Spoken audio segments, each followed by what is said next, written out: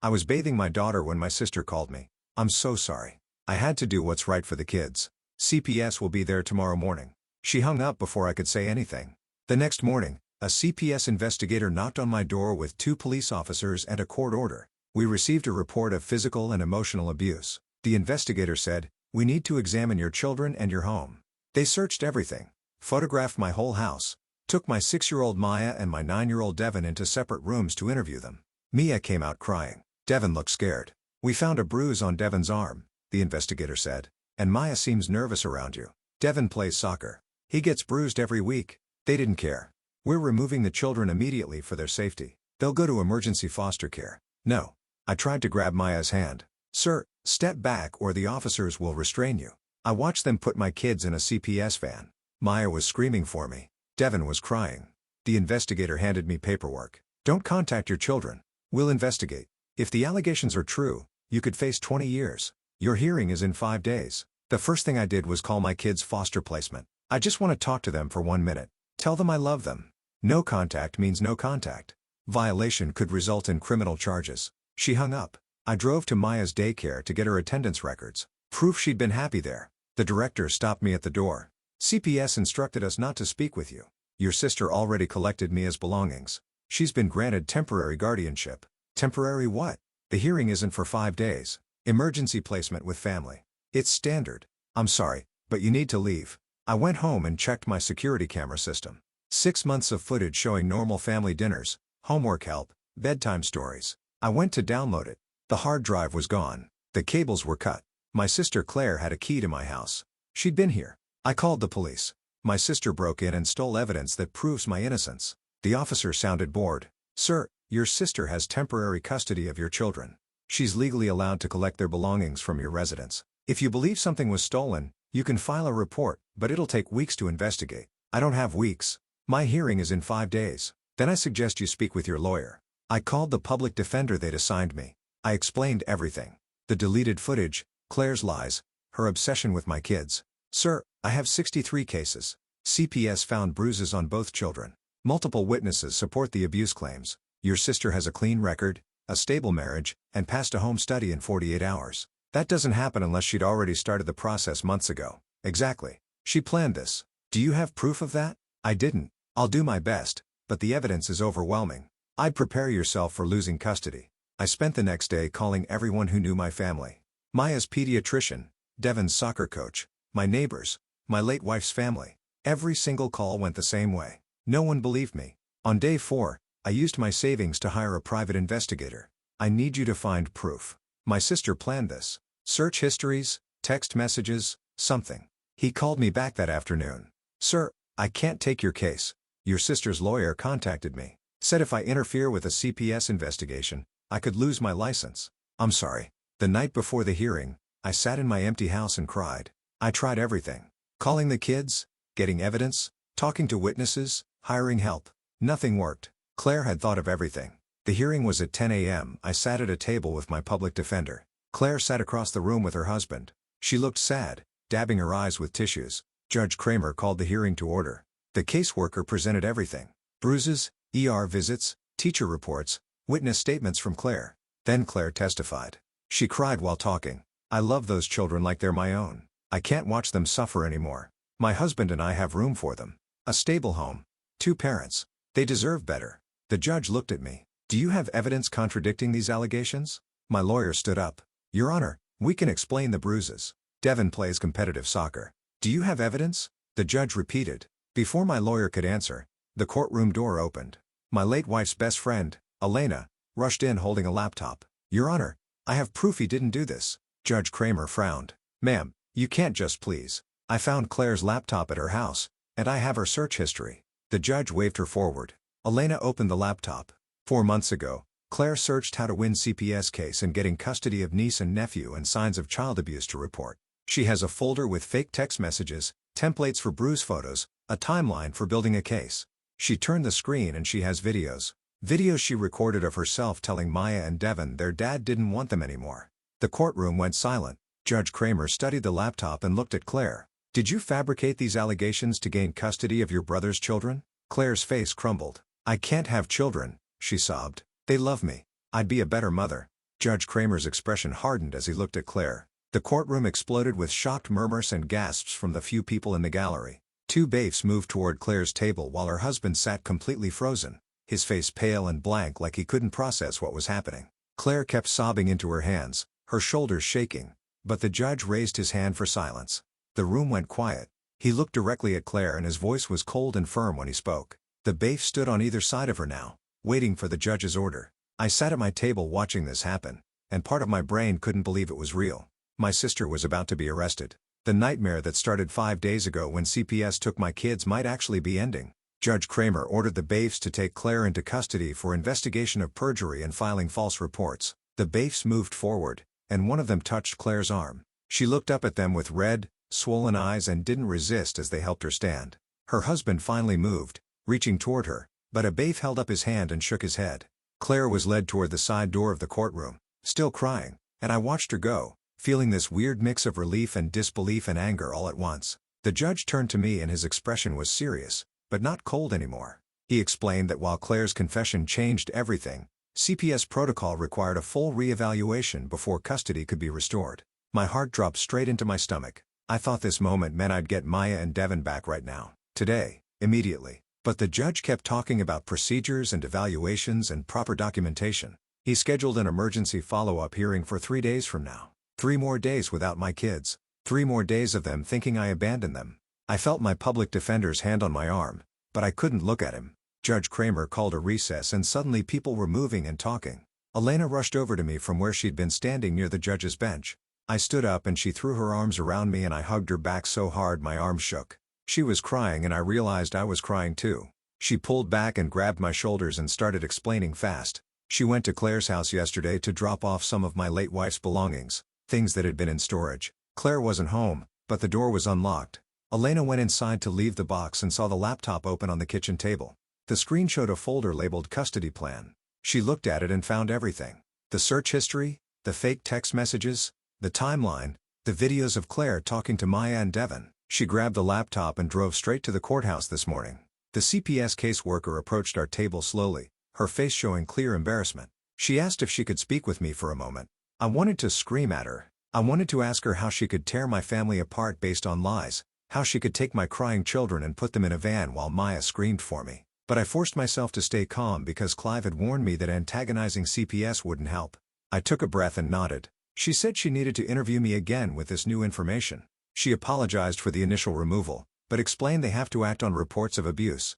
I just nodded again because I didn't trust myself to speak without yelling. Judge Kramer called us back after 15 minutes. Everyone returned to their seats except Clare, who was gone now. The judge issued a temporary order allowing supervised visitation starting tomorrow. I was granted 2 hours with my children at a CPS facility. 2 hours with my own kids. After 5 days of being completely cut off from them, it felt like a gift and an insult at the same time. These were my children and I did nothing wrong, but I had to see them in some sterile room with a social worker watching us like I might hurt them. But it was better than nothing. It was better than the silence and separation of the past 5 days. My public defender leaned close after the judge finished and spoke quietly. He suggested I hire a private attorney now that the case had taken this dramatic turn. He explained that getting custody fully restored and pursuing charges against Clare required expertise he didn't have time to provide. He had 63 other cases. He pulled out a business card and wrote 3 names on the back, family law attorneys who handle complex custody cases. He handed it to me and wished me luck. I left the courthouse holding that card and feeling determined to call all 3 names today. I walked to my car in the parking lot and sat behind the wheel for a minute just breathing. Then I looked at the first name on the list and put the address into my phone. The office was downtown, 20 minutes away. I drove straight there without calling first. The receptionist looked surprised when I walked in and asked to see Clive Doherty without an appointment. I explained my situation in quick sentences. CPS took my kids 5 days ago. My sister fabricated abuse allegations. Her laptop proved she planned everything. I just came from court where she confessed. I need help getting my children back. The receptionist picked up her phone and spoke quietly. 2 minutes later, a man in his 50s with gray hair and a sharp suit came out. He introduced himself as Clive and brought me back to his office. I sat across from his desk and he listened while I explained everything again in more detail. He asked to see Elena's laptop evidence and the judge's orders from this morning. I pulled out the paperwork and he read through it carefully. Then he looked up and told me he'd take my case. We needed to move fast and document everything while memories were fresh. He pulled out a legal pad and started taking notes. Clive explained that even with Claire's confession, I'd need to rebuild my case from scratch with positive evidence of my parenting. Proof of her lies wasn't enough by itself. I needed to show I was a good father, not just proof she was a liar. We spent 2 hours going through everything. My documentation of normal family life, photos on my phone of Devon's soccer games and Mia's daycare activities, report cards, medical records showing regular checkups. He made a list of witnesses we needed to interview. Devon's coach, Mia's daycare director, neighbors who'd seen me with the kids, anyone who could provide statements about my parenting. By the time I left his office, it was almost 5 o'clock and I felt exhausted, but also more hopeful than I had in days. The next morning, I arrived at the CPS visitation center 30 minutes early. My hands were sweating and my heart was racing at the thought of seeing Maya and Devon after 5 days that felt like years. I sat in the waiting room watching the clock. Finally, a social worker came out and led me down a hallway to a small room with toys and a table and chairs.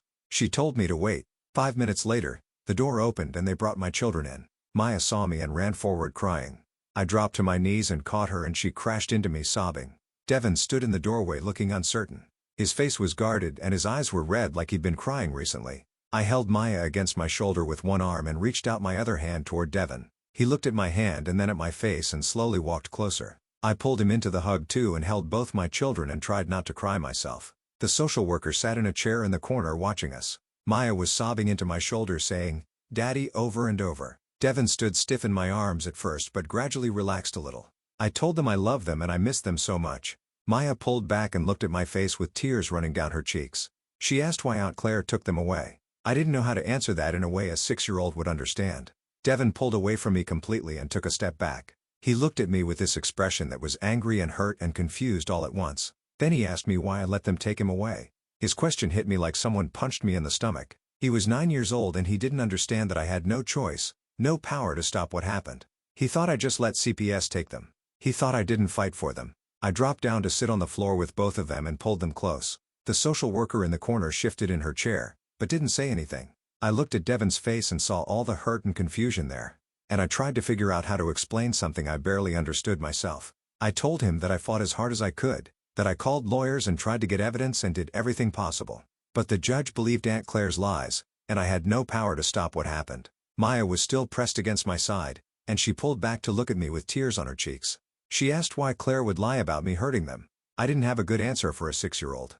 How do you explain to a child that a trusted adult fabricated an entire case to steal them away? I settled for telling her that sometimes grown-ups make very bad choices when they're sad. That Aunt Claire wanted kids of her own so badly that she did something terrible to try to take them from me. Devon was quiet for a minute.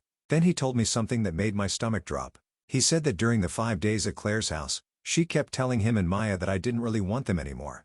She said they'd be happier living with her forever, that she could give them things I couldn't, that I was probably relieved to have them gone. I felt sick listening to this. Maya nodded and said Claire told her the same thing, that Daddy was tired of taking care of them alone. The extent of the psychological damage Claire inflicted in just 5 days hit me then. She hadn't just lied to CPS in the court. She'd actively worked to destroy my children's trust in me, to make them believe I'd abandon them willingly. I understood in that moment that even after I got custody back, we'd be dealing with this trauma for months or years. We sat together on that floor and I held them and tried to reassure them that none of what Claire said was true. I told them I'd been trying to see them every single day, that I'd hired lawyers and fought in court and done everything I could to bring them home. Devon asked if I was telling the truth, and hearing that question from my own son broke something inside me. But I kept my voice steady and told him yes, absolutely, that I would never stop fighting for them. Maya asked when they could come home and I had to tell her I didn't know yet, but I was working on it. The 2 hours passed too quickly. We played with some of the toys in the room and I asked them about what they'd been doing, trying to keep things as normal as possible. But the whole time I was aware of the social worker watching us and the clock on the wall ticking down. When she finally stood up and said visitation was over, Mia's face crumpled. She grabbed onto my shirt and started screaming that she didn't want to go. I tried to calm her down, but she was hysterical, crying and clinging to me while the social worker approached. Devon's whole body went rigid and his face went blank like he was shutting down emotionally to protect himself. The social worker told me I needed to let Maya go, and I tried to peel her fingers off my shirt while she screamed. Another worker came in to help, and they physically removed her from me while she sobbed. Devon just stood there frozen, not looking at me. I watched them lead my children out of that room and I couldn't do anything to comfort Maya or reach Devon, and the social worker told me the time limit was firm regardless of the children's distress. I sat in that empty room for a few minutes after they left trying to pull myself together. Then I drove straight to Clive's office. His receptionist saw my face and brought me back immediately. I told him everything about the visitation, about Devon's question and Claire's manipulation and Maya's terror at being separated again. Clive took notes and told me this was actually helpful for our case because it demonstrated the psychological harm Claire caused. He said he'd already filed a motion for increased visitation and an emergency psychological evaluation of the children by an independent expert. He explained that documenting Claire's manipulation would strengthen our case and possibly speed up the custody restoration process. I left his office feeling slightly better, like at least someone was taking action. That afternoon, my phone rang with a number I didn't recognize. When I answered, the man introduced himself as Quentin Walden from CPS. His tone was completely different from the original caseworker, more respectful and professional. He said he was personally reviewing the entire case file in light of the new evidence, and he needed to schedule a re-evaluation interview with me for tomorrow morning. I agreed immediately. He mentioned that he'd already reviewed Elena's laptop evidence and spoken with Judge Kramer's office, and I could hear in his voice that he actually believed me now. That gave me a small amount of hope that someone in the system was finally paying attention. Elena showed up at my house that evening with takeout food. She made me sit down and eat while she cleaned up my kitchen, which I'd been neglecting. After dinner, I broke down crying and told her about Devon, asking why I let them take him away and Maya's terror when visitation ended. Elena sat next to me and let me cry, then reminded me that my late wife had trusted me completely as a father. She said that once the truth was fully documented, the kids would understand what really happened. But right now, I needed to focus on being strong for them and getting through the evaluation process. She stayed until late, and having someone there who believed in me made the empty house feel less suffocating. The next morning, I arrived at the CPS office 30 minutes early for my re-evaluation interview. Quentin met me in the lobby and brought me back to a conference room. He had a thick file on the table and a recording device. He asked me to walk through a typical day with Maya and Devon before the removal. I described everything. How I'd wake up at 6 o'clock and get them ready for school, making breakfast while Devon packed his soccer gear, and Mia looked for her favorite stuffed animal. Dropping Devon at elementary school and then Maya at daycare. My work schedule and how I'd pick them up in the afternoon. Devon's soccer practices 3 times a week where I'd watch from the sidelines, helping with homework at the kitchen table, making dinner while they played, bath time and bedtime stories. All the mundane details of single parenting that suddenly felt precious now that they'd been taken away.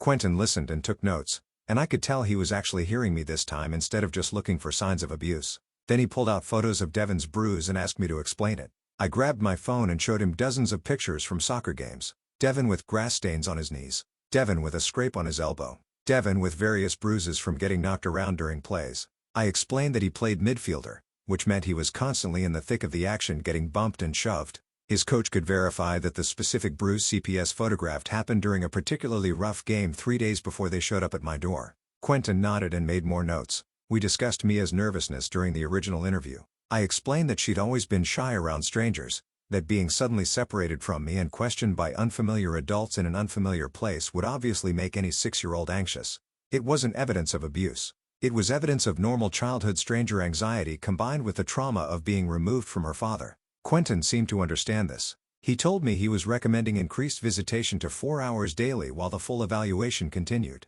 He said the initial removal had been based on Claire's false statements and circumstantial evidence that looked worse than it was, and now that the truth was emerging, he wanted to start rebuilding the parent-child bond immediately. That felt like a small victory. When I got home that afternoon, Clive called. Judge Kramer had approved the increased visitation starting tomorrow. Even better, the judge had ordered an independent psychological evaluation of all 3 of us by Martha Pike, a therapist who specialized in parental alienation cases. Clive explained that the evaluation would take 2 weeks and involve multiple sessions with me and separate sessions with each kid. Martha's report would be crucial for the final custody hearing. He told me I needed to be completely honest with her about everything, including the hard parts of single parenting and the times I'd struggled because trying to present myself as perfect would hurt my credibility more than admitting normal parenting challenges. The next morning, I drove to the CPS facility for my second visitation with Maya and Devon. My hands shook less than last time because I knew what to expect now. The social worker brought them in and Maya ran to me immediately, but her crying was quieter, more controlled. Devon walked over slowly and sat next to me on the floor instead of hanging back near the door. I hugged Maya and reached out to touch Devon's shoulder and he didn't pull away. We sat together and Devon started asking questions about what was happening with the case. He wanted to know when he could come home and if the judge believed us now. I explained that everyone knew Aunt Claire lied and we were working to fix everything, which seemed to help him relax a little. Maya kept her arms wrapped around my waist the whole time, but she wasn't screaming or shaking like before.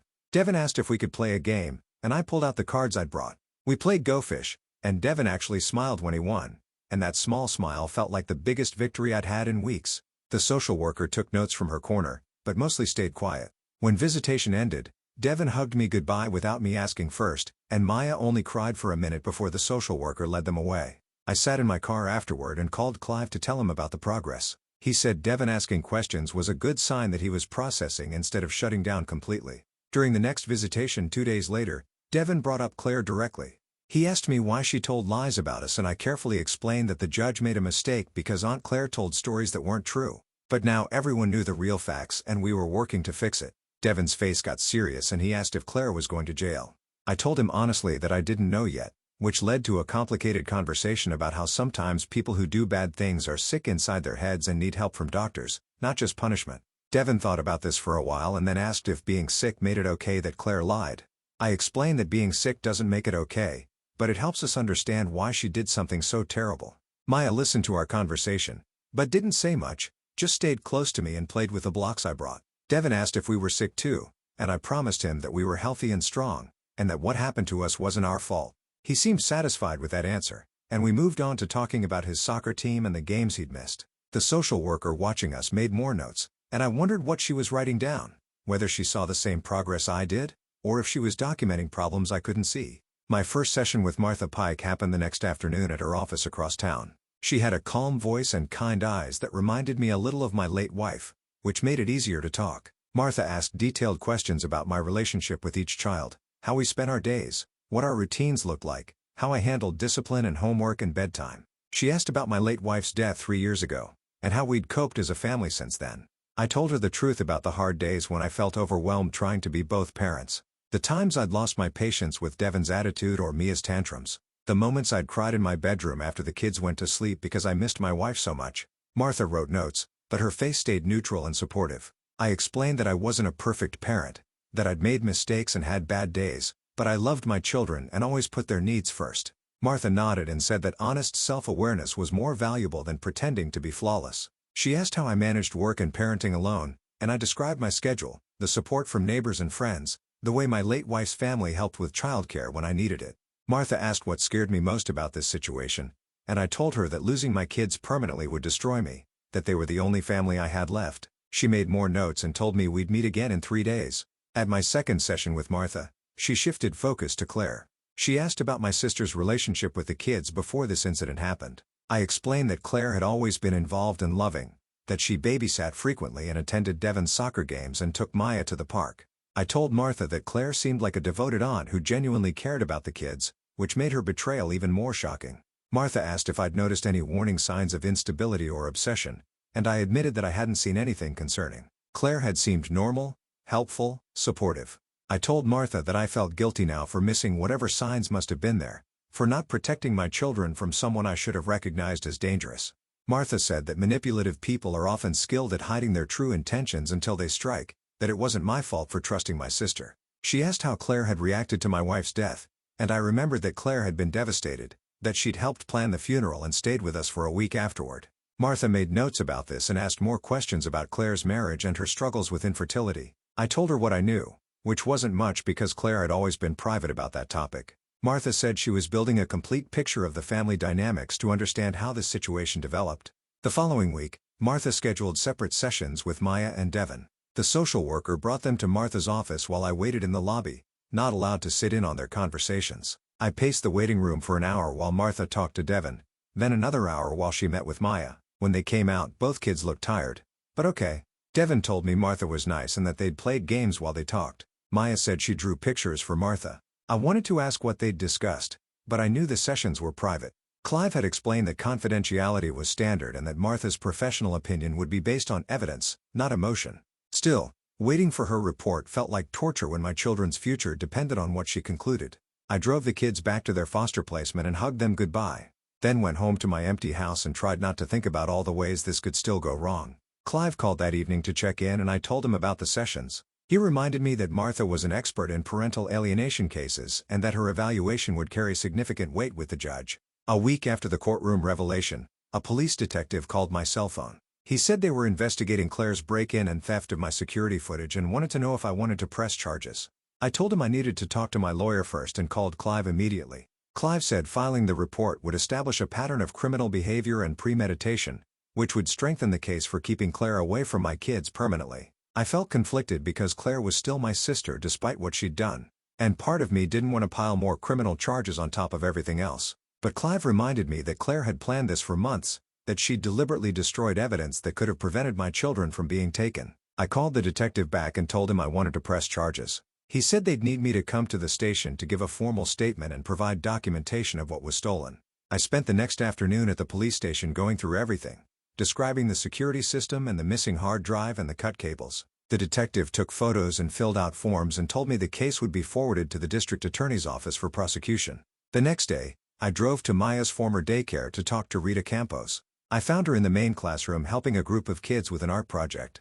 When she saw me, she smiled and came over immediately. I asked if she'd be willing to provide a written statement about my parenting for the custody hearing. Rita said yes without hesitation and told me she'd been horrified when CPS showed up to collect Mia's things. She said that in 2 years of daily drop-offs and pickups, she'd never once seen anything concerning about my interactions with my daughter. Rita described how Mia always ran to me excited at pickup time, how I was patient and kind even when Mia was tired and cranky, how I'd volunteered for field trips and holiday parties. She said Mia talked about me constantly at daycare, always saying her dad was the best. Rita gave me her email address and said she'd send the statement to Clive by the end of the week. I thanked her and felt a small weight lift off my shoulders, knowing I had at least one person who could vouch for me as a parent. From the daycare, I drove straight to the soccer fields where Hudson Travis was running practice with Devon's team. I waited until practice ended and then approached Hudson near the equipment shed. He recognized me immediately and asked how Devon was doing.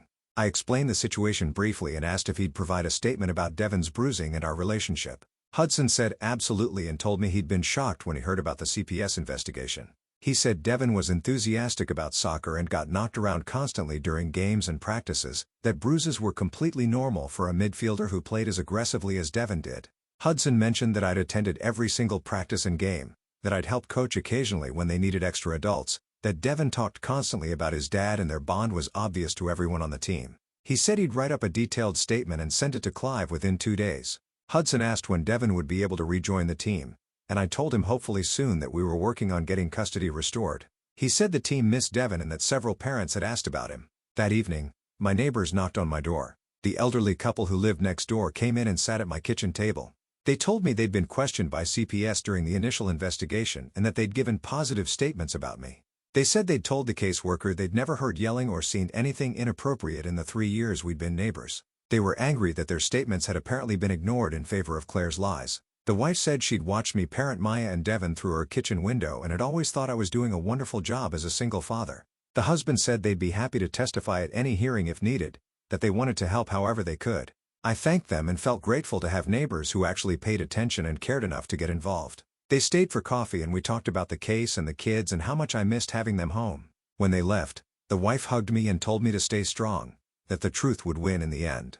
My fourth visitation with the kids happened 3 days later. When the social worker brought them in, Devon walked straight to me and hugged me first without hanging back. I felt my throat get tight because this was the first time he'd initiated contact since everything started. Maya hugged me too and we all sat on the floor together. I'd brought board games and we played for the full 2 hours. Devon talked about soccer and asked when he could go back to practice. I told him hopefully very soon that his coach missed him and the team wanted him back. Maya told me about the foster home and the other kids there, how she had her own bed and a nightlight because she was scared of the dark. We played Candyland and Sorry and Devon won both games. For brief moments, it almost felt normal, like we were just having a regular afternoon together instead of supervised visitation in a CPS facility. Devon asked if we could have pizza for dinner when he came home, and I promised we'd order his favorite toppings. Maya said she wanted to sleep in her own bed again because the foster home bed was too hard. The social worker announced that time was up and reality crashed back in. Devon hugged me goodbye and told me he loved me and I had to fight to keep from crying in front of him. Maya clung to me and the social worker had to gently pull her away. I watched them leave and sat alone in the visitation room for a few minutes, trying to pull myself together before driving home. 2 weeks later, Martha finished her evaluation and sent her report to the court. My phone rang that afternoon and I saw Clive's name on the screen. I answered before the second ring. He told me the report was strongly in my favor, that Martha concluded I was a capable and loving parent, that the children had been doing great before they got taken away, and that Claire had deliberately turned them against me during the time she had custody. I sat down on my couch because my legs felt weak. Clive kept talking, reading parts of the report out loud, and every sentence felt like proof that I wasn't crazy, that I hadn't imagined being a good father. The report said Devon's anger toward me came directly from Claire's lies, not from any real problems in our relationship before. Martha wrote that both kids showed clear signs of being manipulated and that they needed therapy to deal with the trauma of being separated from me. She recommended putting us back together immediately with therapy support for all three of us. Clive said this report basically guaranteed I'd get custody back at the final hearing. I thanked him about 5 times and then sat alone in my living room staring at nothing, trying to believe this nightmare might actually end soon. I called my neighbor and told her the news, and she started crying on the phone saying she'd been praying for this outcome. I wanted to tell Maya and Devon, but I couldn't contact them. So, I just sat with the knowledge that someone official had finally seen the truth. 2 days before the final hearing, Clive called again. The district attorney's office had contacted him about pressing criminal charges against Clare. They were thinking about prosecuting her for filing false reports, lying under oath, and hurting children through psychological abuse. They wanted to know how hard I wanted them to go after her. Clive said I needed to meet with the prosecutor to discuss it. So, we set up an appointment for the next morning. I spent that evening thinking about Clare sitting in a jail cell and feeling sick about it. Even after everything she'd done, she was still my sister. Part of me remembered her before all this, back when she was just my sister who loved my kids and brought them presents and cheered at Devon's soccer games. But another part of me remembered Maya screaming in that CPS van and Devon asking why I let them take him away. The prosecutor's office was in a building downtown with metal detectors at the entrance. I met with a woman who had Claire's files spread across her desk. She asked me what I wanted to see happen to my sister. I tried to explain how I felt, but the words came out messy and confused. I said Clare was clearly sick in her head, that she needed mental health help more than jail time, but I was also so angry about what she'd put my children through that part of me wanted her punished as much as possible. The prosecutor listened and took notes. I told her about Clare not being able to have kids of her own and how desperate that had made her, and how she'd loved Maya and Devon since they were babies. I said I didn't know if that made what she did better or worse. The prosecutor asked if I'd be willing to testify if the case went to trial, and I said yes, because my kids deserve to have someone stand up for them officially, even if it meant testifying against my own sister. Clive explained afterward that my feelings didn't actually control whether the state prosecuted Clare or not. In criminal cases, the state is the one suing, not me.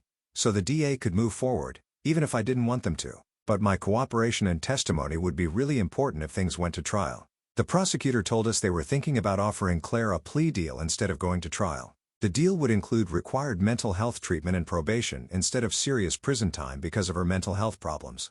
Clive said this made sense given the circumstances and would spare the kids from having to testify in court. I agreed that keeping Maya and Devon out of a courtroom seemed like the right choice, even though part of me still wanted Clare to face a jury for what she'd done. The night before the final custody hearing, I couldn't sleep. I lay in bed staring at the ceiling thinking about everything that could go wrong.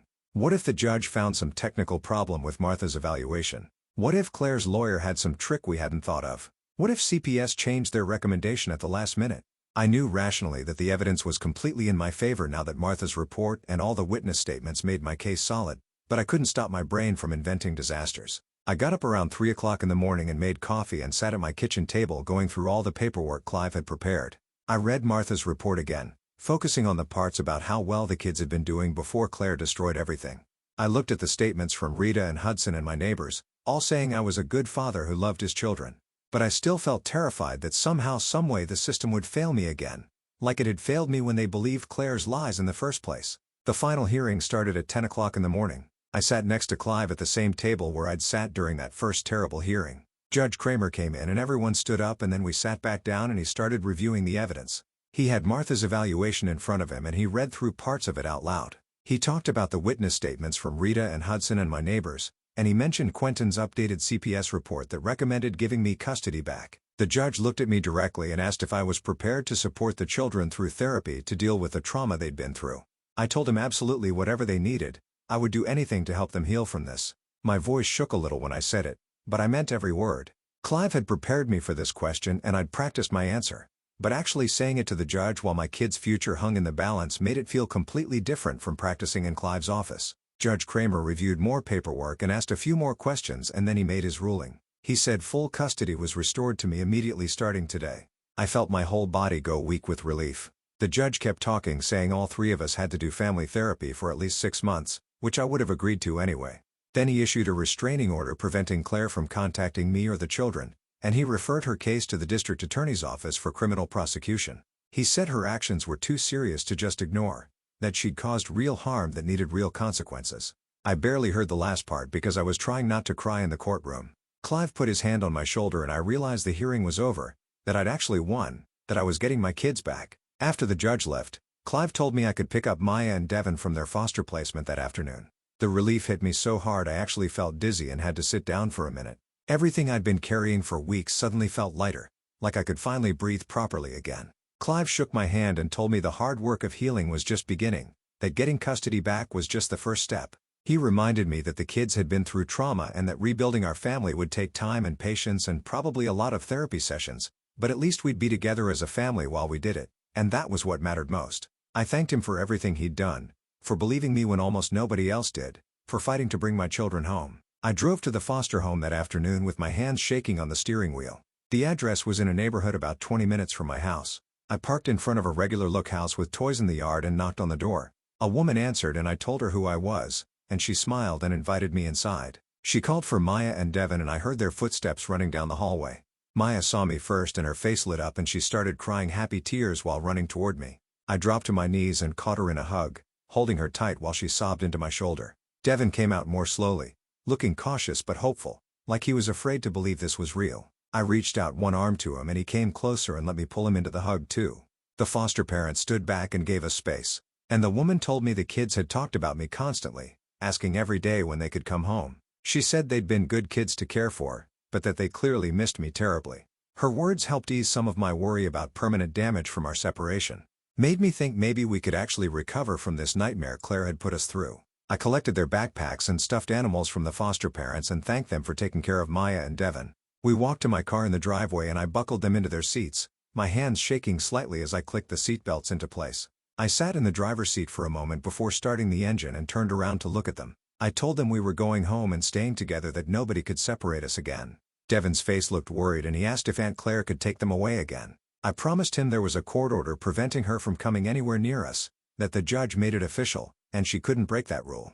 He nodded slowly, and I saw his shoulders relax just a little bit, though his eyes still looked uncertain. Maya reached forward and grabbed my hand through the gap between the seats and squeezed it tight. I drove home slowly, checking the rearview mirror constantly to look at their faces and make sure they were really there with me. The house felt different when we walked inside, like we were all strangers trying to remember how to live together. Maya wouldn't let go of my hand and followed me from the living room to the kitchen when I went to get them snacks. Devin sat on the couch and watched me carefully, his body tense like he was waiting for something bad to happen. I tried to act normal and asked them if they wanted to watch TV or play a game, but everything felt forced and awkward. That first night was harder than I expected because the trauma had changed all our normal patterns. Maya refused to go to her own room and cried when I suggested it, so I set up blankets on my bedroom floor for both kids. Devin didn't argue about the arrangement, but he stayed quiet and kept looking at the door like he was checking escape routes. I made their favorite dinner that evening, chicken nuggets and mac and cheese with carrot sticks on the side. We sat together at our kitchen table for the first time in almost 3 weeks, and I felt a weird mix of relief and sadness. The conversation was stilted at first with long silences between comments about nothing important. Maya picked at her food and asked if we could eat here every night now, and I promised her we would. Devin eventually started talking about his soccer team and asking if he could go back to practice, which felt like progress. They gradually started talking about normal kid things like school and friends, and I felt like maybe we could find our way back to who we were before Claire destroyed our sense of safety. After dinner, we played a board game in the living room, and I let them win without making it obvious. That night, Maya had a nightmare and woke up screaming for me around 2 o'clock in the morning. I rushed to my bedroom floor where she was sleeping and held her while she cried into my shoulder. She told me she dreamed Aunt Claire came to take her away again and that I couldn't stop it from happening. I rocked her back and forth and told her it was just a dream, that we were safe now and together. But I realized that even though we were physically together in the same house, the psychological damage would take much longer to heal than I initially hoped. Devin woke up too and sat up on his blanket watching us with scared eyes. Our first family therapy session with Martha happened 3 days after we got back together. I drove the kids to her office in a building downtown and we sat in a waiting room with cheerful posters on the walls.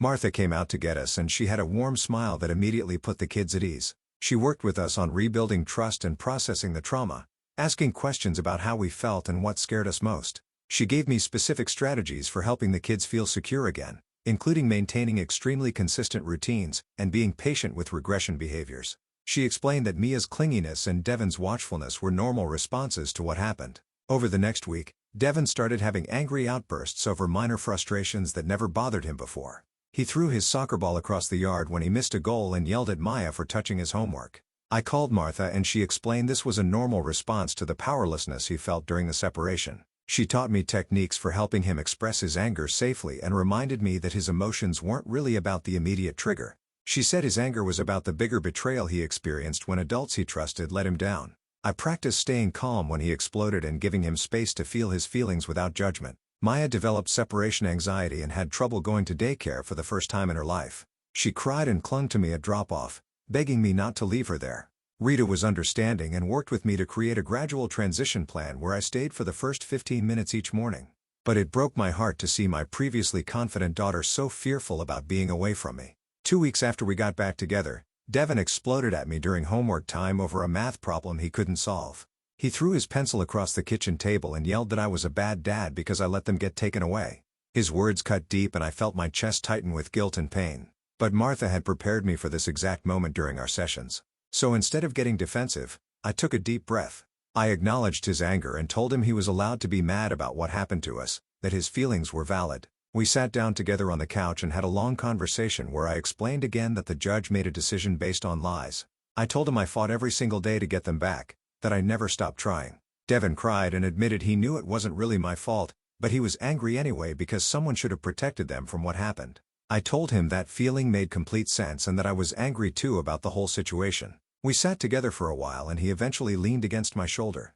Later that week, Clive called me with news about Claire's case. The district attorney's office was offering her a plea deal instead of going to trial. She would plead guilty to filing false reports and child endangerment in exchange for 5 years probation and mandatory psychiatric treatment.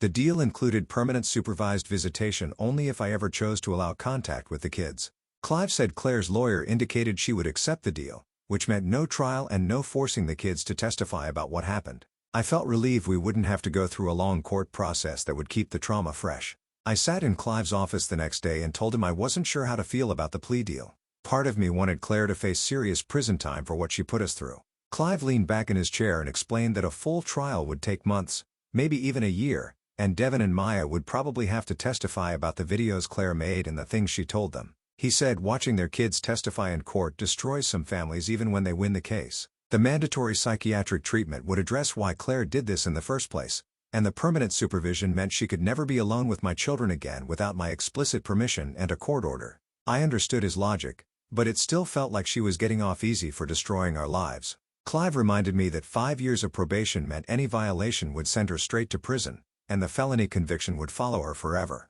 I signed the paperwork, agreeing not to oppose the plea deal. The sentencing hearing happened a month later. I went alone because I didn't want Devin and Maya anywhere near that courthouse. Claire sat at the defense table looking smaller than I remembered, her face pale and her hands shaking. When the judge asked if she wanted to make a statement, she stood up and her voice cracked as she apologized to the court. She said she knew what she did was unforgivable and that she destroyed her relationship with her brother and hurt 2 innocent children. Her lawyer presented a thick folder of medical records showing years of fertility treatments, multiple miscarriages, and severe depression that worsened after each failed attempt to have a baby. The psychiatrist's evaluation described how Claire's mental state deteriorated until she fixated on Devin and Maya as the children she couldn't have naturally. None of it excused what she did, but it explained the why behind her actions. I sat in the gallery and felt a confusing mix of anger and pity watching my sister fall apart at the podium. The judge reviewed all the documents and then looked directly at Claire. He told her that her actions were cruel and calculated, that she'd traumatized 2 young children who trusted her, and that she was fortunate their father was showing mercy by not demanding maximum prosecution. He accepted the plea deal and sentenced her to 5 years probation with mandatory psychiatric treatment starting immediately. The judge ordered absolutely no contact with me or the children unless I specifically requested it through proper legal channels, and he made it clear that any violation would result in immediate incarceration. Claire nodded and wiped tears from her face as the bailiff led her out of the courtroom. I thought I'd feel satisfied seeing her sentenced, but instead I just felt empty and tired. I walked out of the courtroom and headed toward the exit when Claire's husband caught up with me in the hallway. He looked exhausted and older than the last time I'd seen him. He apologized for not stopping her and said he didn't know the full extent of what she was planning until Elena brought that laptop to court. He told me they were separating because he couldn't trust her anymore after learning she'd been plotting for months to take my children.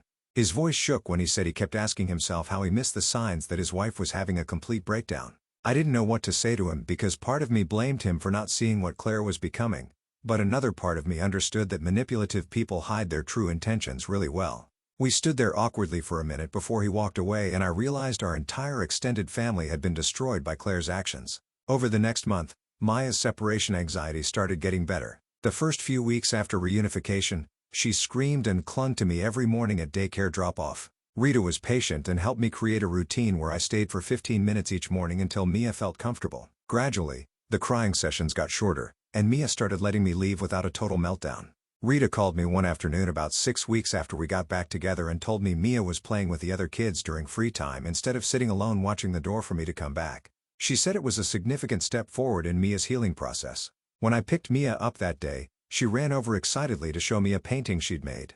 And for the first time since CPS took her, she seemed like her old self. Devin's progress happened differently. He had a major breakthrough during a therapy session with Martha. When he finally admitted what was really scaring him, Martha called me after the session and explained that Devin told her he was afraid that if he loved me too much again, something bad would happen and he'd lose me like he lost his mom. He'd been pushing me away and staying emotionally distant as a way to protect himself from future pain. Martha helped him understand that protecting his heart by building walls would only make him feel more alone, and that taking the risk of trusting again was how families heal together. She said Devin cried during their conversation, but seemed relieved to finally say out loud what had been eating at him for months. That night at dinner, Devin actually initiated a conversation with me about his soccer team instead of giving one-word answers to my questions.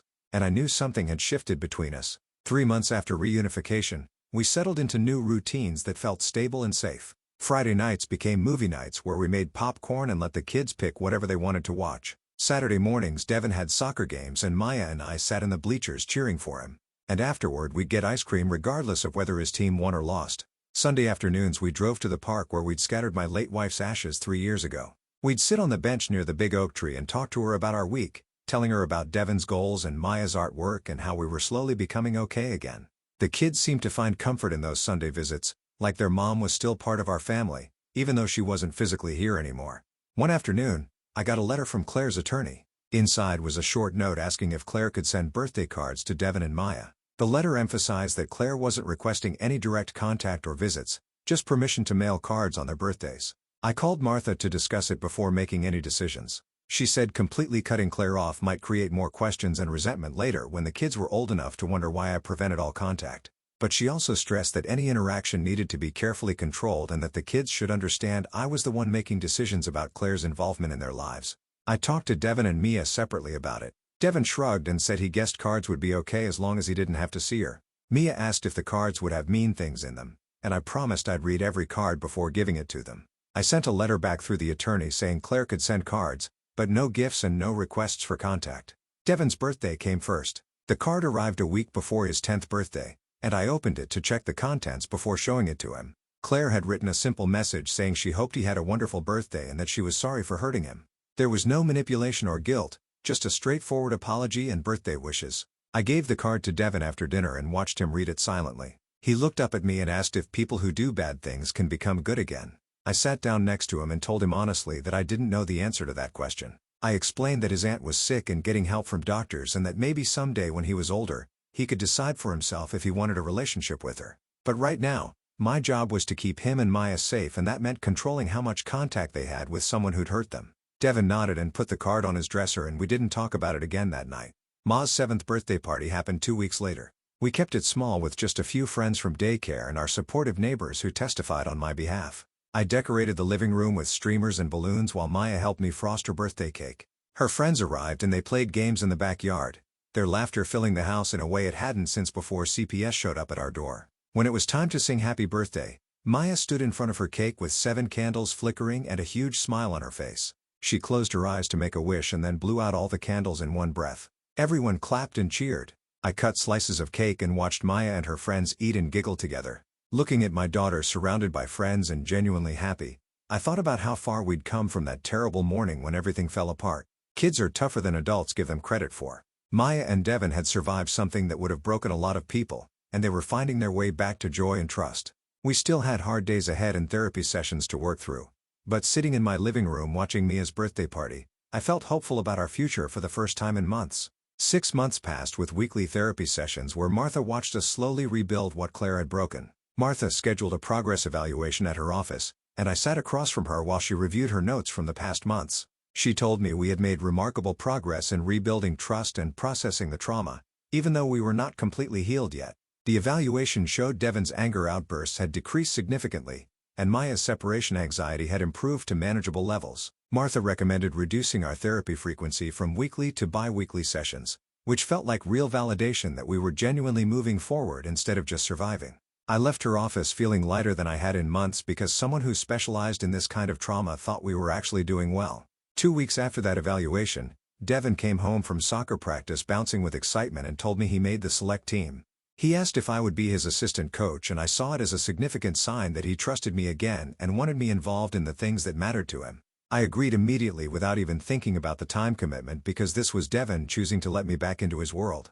I spent my evenings after the kids went to bed watching coaching technique videos on YouTube and reading articles about youth soccer development. The head coach sent me practice plans and drill instructions, and I studied them like they were the most important documents I had ever read. Being grateful for this opportunity to rebuild our bond through something Devon loved made all the late-night studying worth it. I was at the grocery store 3 weeks later, pushing my cart through the produce section when I saw one of the neighbors who had given a statement supporting Claire's allegations. She was picking through apples, and when she looked up and saw me, her face went red. She walked over and awkwardly tried to apologize while clutching her shopping basket. I was not ready to forgive her yet, but I managed to be civil instead of walking away. I told her I hoped she would be more careful about believing accusations without evidence in the future. I explained that her statement had almost destroyed my family permanently and that Maya and Devon had suffered because people chose to believe lies instead of asking questions. She stammered more apologies, and I just nodded and pushed my cart past her toward the cereal aisle. My hands were shaking as I grabbed a box of Devon's favorite cereal,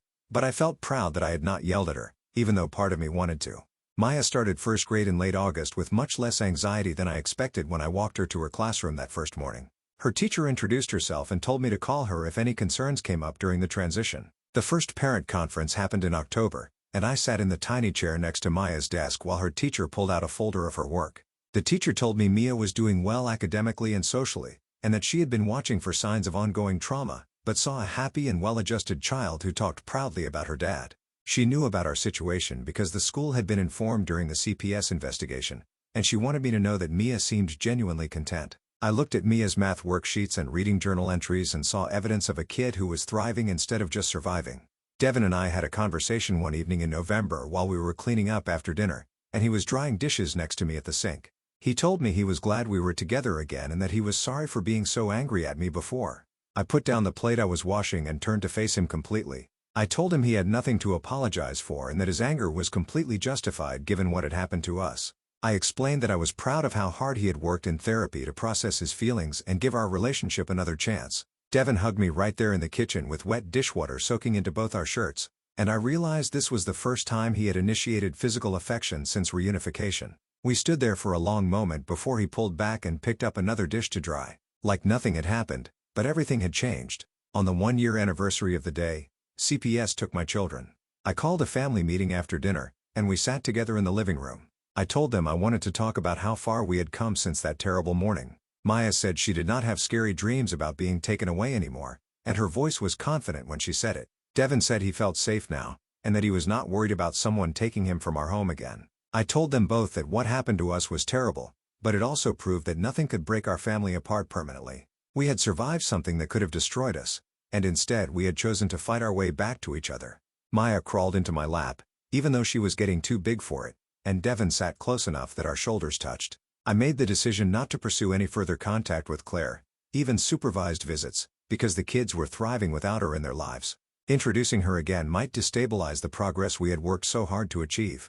I called Martha to discuss my decision and she supported it completely. Martha reminded me that I could always revisit the decision later if circumstances changed, but right now my priority needed to be protecting the healing we had accomplished.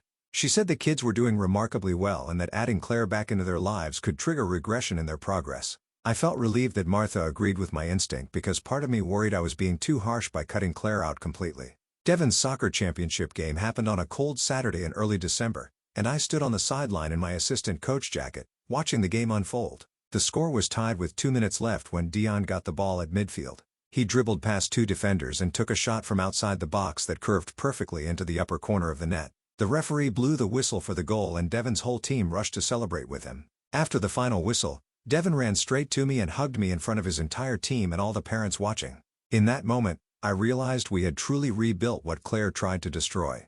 The bond between us was actually stronger now because we had survived something terrible together and chosen to fight our way back to each other.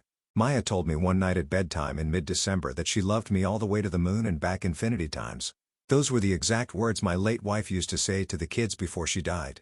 Hearing that phrase from my daughter felt like a blessing for my wife, like she was telling me I had kept my promise. Despite everything that had happened, I had taken care of our children and kept our family together. I tucked Maya in and kissed her forehead and told her I loved her to the moon and back infinity times too. I sat on the edge of her bed for a few extra minutes after she fell asleep, just watching her breathe peacefully. Clive called me a few days before Christmas to tell me that Claire had completed her first year of psychiatric treatment. Her therapist reported significant progress in addressing the underlying mental health issues that had driven her actions. Clive reminded me that this did not obligate me to allow contact and that the decision remained entirely mine. I thanked him for the update and told him I was genuinely glad Claire was getting help. I explained that my focus remained on my children's well-being and they were doing better without her presence in their lives. Clive said he understood completely and that he would continue to update me on Claire's situation, but would not pressure me about contact decisions. I hung up the phone and looked at the Christmas tree Devin and Maya had helped me decorate the previous weekend and felt certain I was making the right choice for our family. Our final therapy session with Martha happened on a Tuesday afternoon in late October after 10 months of weekly meetings. The three of us sat in her office like we had so many times before while she smiled at us and said we had done the hard work of healing together. She told Maya and Devin they could always come back if they needed to, but that she felt confident we had the tools to handle challenges as a family now. Devin asked if that meant we were fixed, and Martha laughed and explained that families are never completely fixed because life keeps throwing new problems at us. But we had learned how to talk through hard things and support each other. Maya hugged Martha goodbye and thanked her for helping us, which made me tear up a little because my 6-year-old daughter understood how much work we had all put into becoming okay again. We walked out of that office for the last time, and I felt grateful for Martha's help, but also proud that we had fought our way back to being a real family. The next Sunday afternoon, we went to the park where we had scattered my late wife's ashes 3 years ago. Devin and Maya ran off to play on the swings while I sat on our usual bench, watching them laugh and chase each other around. The sun was warm and the park was full of other families doing normal weekend things. I watched my kids play together without fear or sadness weighing them down, and I realized we had chosen not to let what Claire did define us forever. We were not the same family we were before all this happened, but we were whole again in a different way. That was enough for me. We were moving forward together and that was what mattered.